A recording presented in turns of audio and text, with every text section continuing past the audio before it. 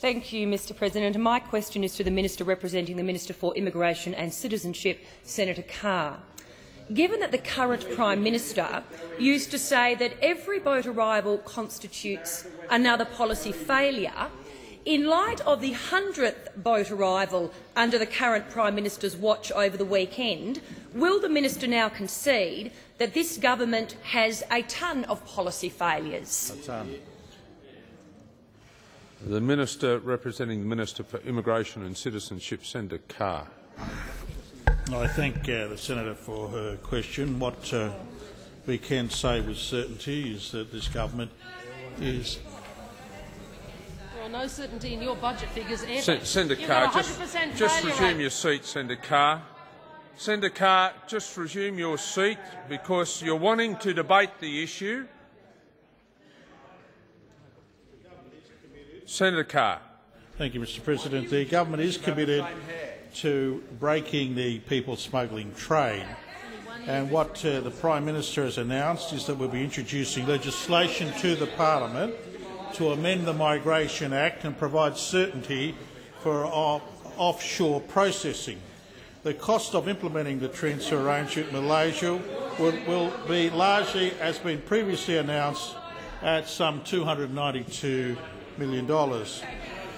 What we have here is that Senator Carr, just resume your seat.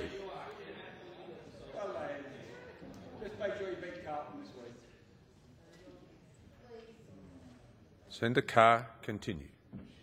What I can say, Mr President, that those opposite have to answer a pretty basic question, and that is why they would waste some $980 million over 4 years on operational expenses along for the assessment centre in Nauru, which would make no difference to those that are actually plying the people smuggling trade. What I'd ask Senator Cash is she could enlighten the Senate on the way in which those opposite are actually prepared to ignore the experts and that who actually have identified quite clearly that the model that's being proposed by the opposition has failed dismally, and there is nothing but a cheap political stunt to try to present the view that they have answers to what a quite complex problem.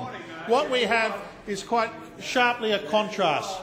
The contrast that the government's adopting, whereby we are committed to orderly migration programs, we are committed to ensuring that we bust open the people smugglers' racketeering, and of course those opposite that actually would enhance that by proposing solutions which they know will not work and which they know, as they did in the past, end up ensuring that Nauru is... Time has expired, Senator Carr.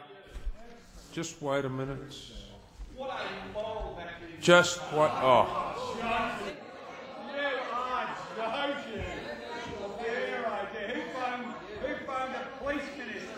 Order. Order. Order.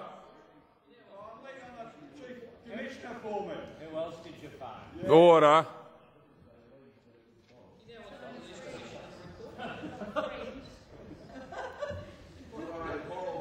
Order. Order. Order. Senator Cash. Given that Senator Cash, you are seeking the call, rightly to ask the question to be heard in silence, and it's your own side that are drowning you out. It's very hard. Difficult to drown you out, are entitled to be heard in silence on both sides. Thank you. Should hear what my husband says.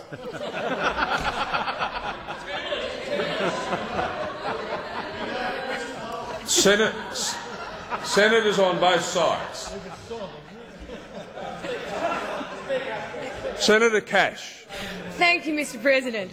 Given that there has been 240 boat arrivals carrying over 12,000 asylum seekers since the government scrapped the tough measures introduced by the previous coalition government, will the minister now concede that a government without a border protection policy is a government content with a never-ending raft of unlawful boat arrivals and border chaos? The Minister. Perhaps I can remind Senator Cash and that the message that we are sending is that will ensure that those that are applying the People's Focused Trade will be strenuously opposed. We are, on the other hand, very keen to increase Australia's humanitarian impact.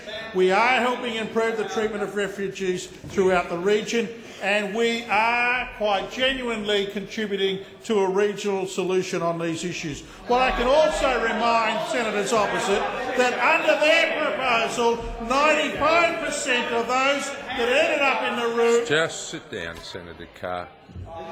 The time for debating this, I remind the chamber, is after question time. On my right.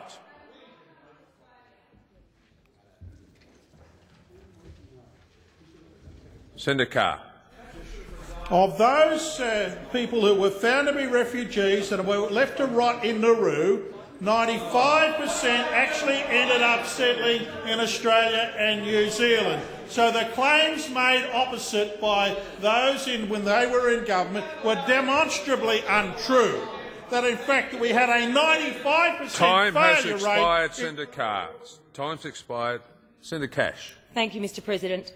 Is the minister aware of comments made by his colleague, Senator Mark Bishop from Western Australia, who recently said that the very existence of the government itself was threatened by its botched mishandling of the Malaysian solution?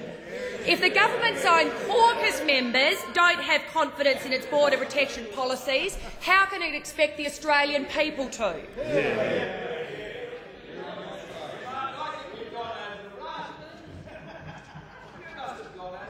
When there's silence, we'll proceed.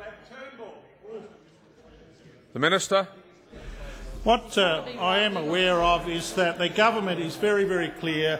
We are intending to amend the Migration Act to ensure that we are able to provide the opportunities to work with Malaysia so that we can ensure that the persons that do arrive will be able to be treated properly in Malaysia. We are also very clear that the opposition's policy in regard to Nauru is totally ineffective and very, very costly. What we do know is that the strategies pursued by those opposite, and they will have their opportunity, you will get your opportunity to respond to the government's invitation, and we look forward with interest to what the opposition has to say about amending the Migration Act. What we do know is that in the policies that are pursued under the coalition when in government, they failed dismally, and what you saw is some 8,000 people were encouraged to get on rickety boats. You will withdraw. Withdraw. Senator Carr. 8,000 people over the period of 2 years were actually encouraged to get on rickety boats under your— Senator Evans.